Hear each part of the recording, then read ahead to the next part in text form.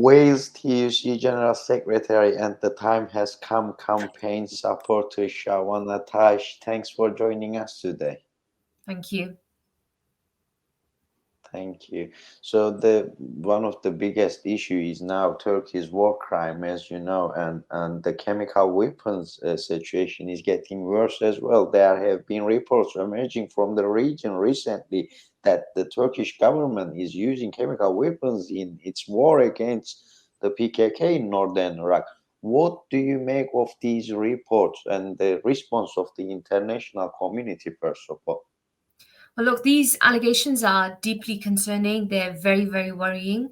I'm a part of a group that very much believes that an independent investigation is urgently needed. That's backed up by concrete evidence as well, which can then be verified. And I very much hope that we are able to have a group go and visit the area as well. And also, of course, the fact of the matter is here that when it comes to international conventions, particularly on the use of chemical weapons, these should be binding for all countries, including Turkey, as they are for everybody else. So this is something that we should be applying pressure on the shoulders of the Turkish government to adhere to those international conventions, because ultimately, this is concerning, very much so for me to hear this. NATO countries such as the USA and UK have done nothing to dissuade Turkey from these actions. Why would that be the case? Look, this is, I would say, an extremely important matter for all politicians and global leaders to be considering, because ultimately the principles of freedom, of humanity, of peace, of liberty, and social justice, this is something that should be applying to all people and all countries. And it shouldn't just be something that is for the chosen few. But if something like this can happen in Turkey, that it can actually happen anywhere else. So it is very, very important that NATO countries like the USA and the UK now actually act urgently when it comes to this situation, because these things could potentially get worse and also end up destabilizing all of the surrounding countries too. If the usage of chemical weapons is proven, what sort of action can be taken to hold Turkey accountable?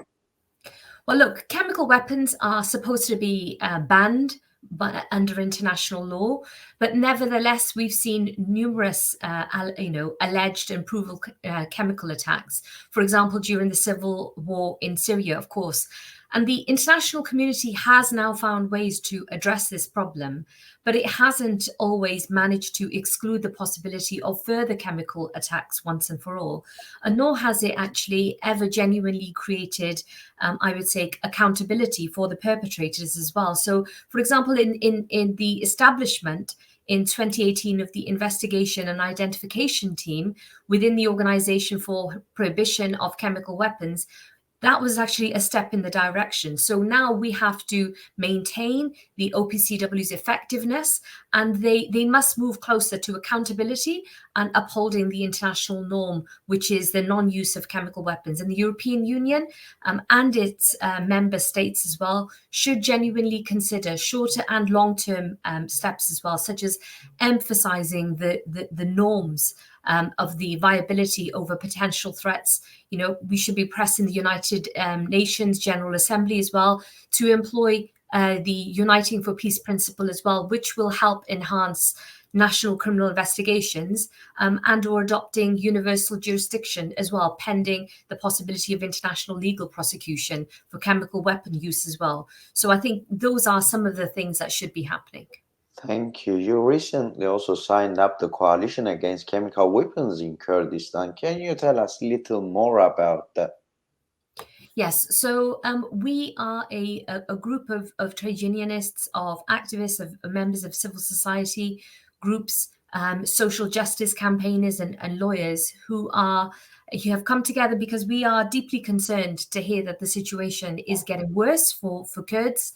And when we are hearing continuously that the situation is getting worse, it is not getting better, that we are not moving anywhere closer to the commitment towards peace, then we want our government, both here in the UK and other parts of the world, but also for the international organizations to do their job when it comes to addressing these issues as well. So that is the purpose of signing to that letter, and asking and putting pressure as a collective for some action to be taken immediately.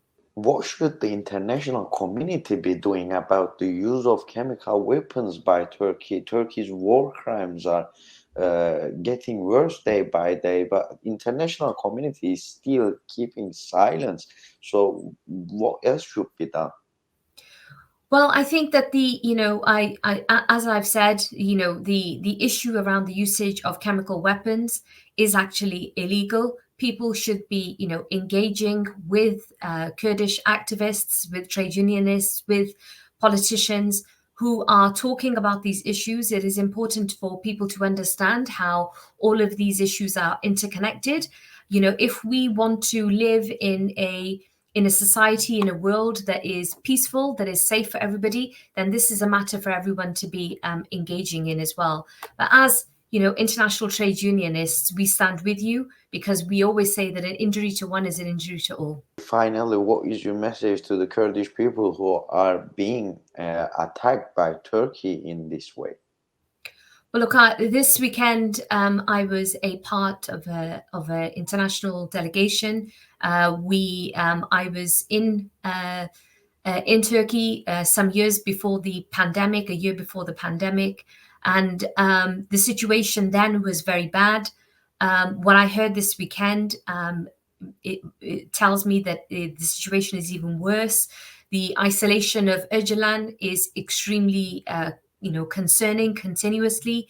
The fact that the president of Turkey is now talking as if he knows Öcalan and he knows what his views are extremely concerning. Yet his own family and his lawyers haven't actually been able to speak to him for an extremely long time now. And ultimately, the solution of the Kurdish issue is that Öcalan should be free, because we know that he will be able to make the most rational and most balanced contribution when it comes to peace.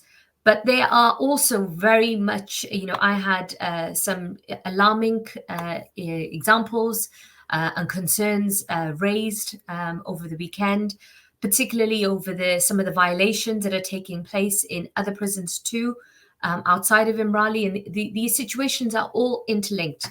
The violations over no access to healthcare for prisoners, the amount of suicides that are taking place, some of the claims of torture, these are all part of the same picture of what we are seeing and what we understand of Imrali as well. So, as a trade unionist, I join with others. We renew our condemnation of the international conspiracy against the Kurdish people's leader, Abdullah Öcalan, on the 23rd year of his abduction. And we will continue to raise our concerns, and we will continue calling for his freedom and for the protection of the Kurdish people. Trade unionists and political activists are together, united in their struggle for peace and democracy. The time has come. Freedom will prevail. Wales TUC General Secretary and the Time Has Come campaign supporter Shavanah Taj, thanks for joining us. Thank you for your valuable comments today. Thank you.